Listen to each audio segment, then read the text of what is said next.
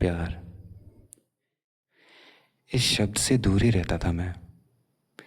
इस जमाने में भला कौन प्यार करता है? मजाक मस्ती, बस वही सब पे फोकस था।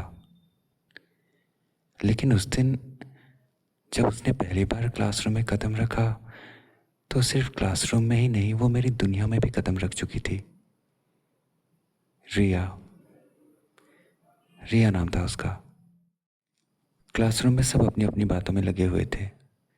टीचर कुछ बोर्ड पे लिख रहे थे, कुछ स्टूडेंट्स बातें कर रहे थे। मैं हमेशा की तरह अपने बैक बेंच पर ऑब्वियसली दोस्तों के साथ मस्ती करते हुए डूडल्स बना रहा था। तभी एक सॉफ्ट लेकिन बेहद क्लियर आवाज़ ने हम सबको डिस्ट्रैक्ट किया, या कह लो अट्रैक्ट किया। मैं आई कम इन सर? सबकी नज़र एकदम से दरवाजे की ओर रुख कर गई। रिया, एक नई लड़की, दरवाजे पे खड़ी थी। जितनी खूबसूरत उसकी आवाज़ लगी, उतनी ही खूबसूरत वो थी, एकदम नई एनर्जी के साथ, जैसे ये बस किसी और दुनिया से आई हो।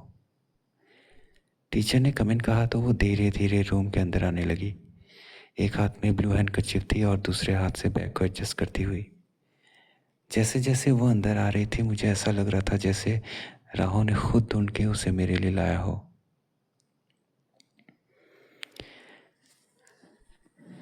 राहें कहीं उसे ढूंढती, मेरे तरफ ही है ला रही।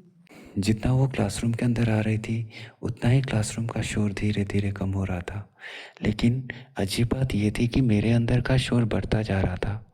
क्लासरूम की खामोशी को और मेरे अंदर के शोर को तोड़ते हुए टीचर ने कहा, class, meet Riya, she is new.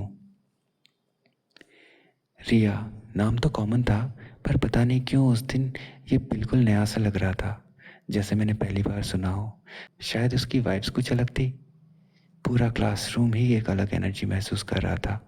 Teacher ने उसे सिग्नल करते हुए कहा, Riya, take a seat in the front row. Front row? Newcomer को हमेशा फ्रंट रो में ही क्यों बैठना होता है? हमारे साथ भी तो बैठ सकती है कभी पीछे बैक बेंच पे। रिया फ्रंट रो में अंजलि के पास जाके बैठ गई, और अब मुझे ठीक से नज़र भी नहीं आ रही थी, बस नज़र आ रही थी उसकी हैंडकरचिप और उसके खूबसूरत लंबे बाल। रिया से ज़्यादा तो अंजलि मुझे नज़र आ रही थी।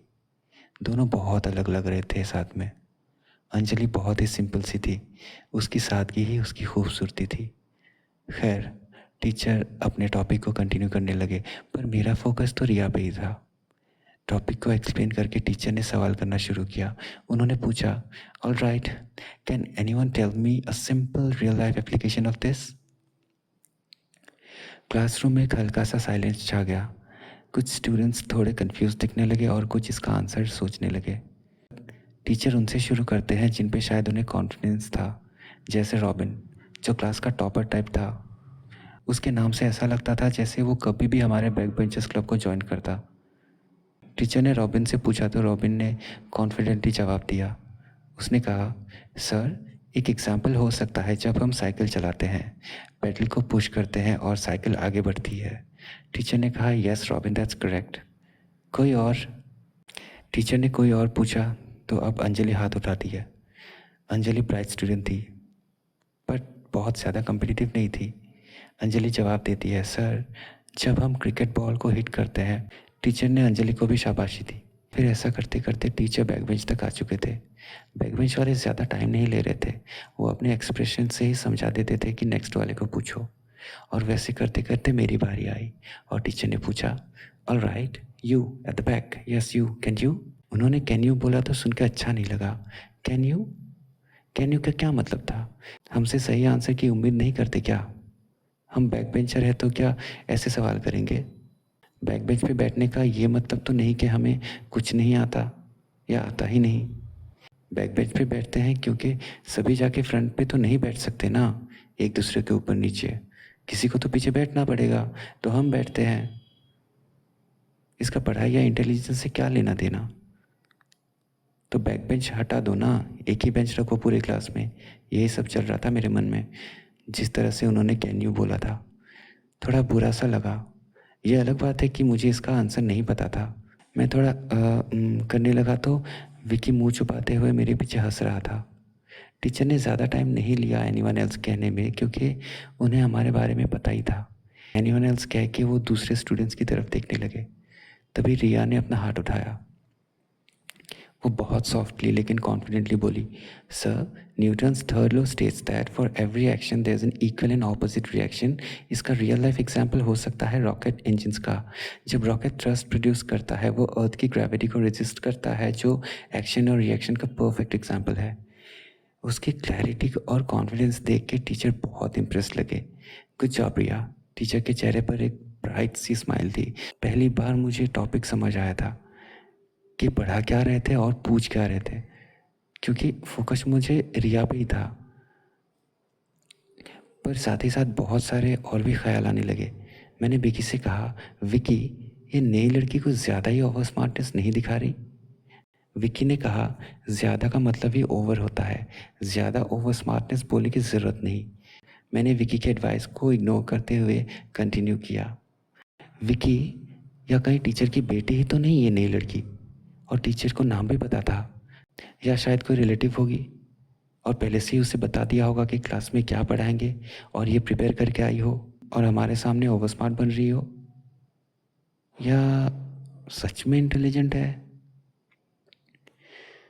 और इनको इतना आता है तो ये सीधे नासा ही क्यों नहीं चले जाते?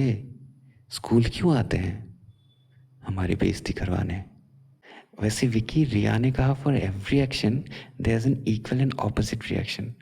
तो क्या इसका मतलब अगर मैं रिया से प्यार करूँ तो रिया भी मुझसे प्यार करेगी? Action equal reaction. विकी ने कहा, वो रिया ने नहीं, न्यूटन ने कहा था। और तू मुझे नहीं, रिया से ही जाके क्यों नहीं पूछ लेता सीधे? जो भी हो, विकी के बातों से मेरा ध्यान रिया पे दोबारा जाने लगी और उतने में ही बेल की साउंड सुनाई दी।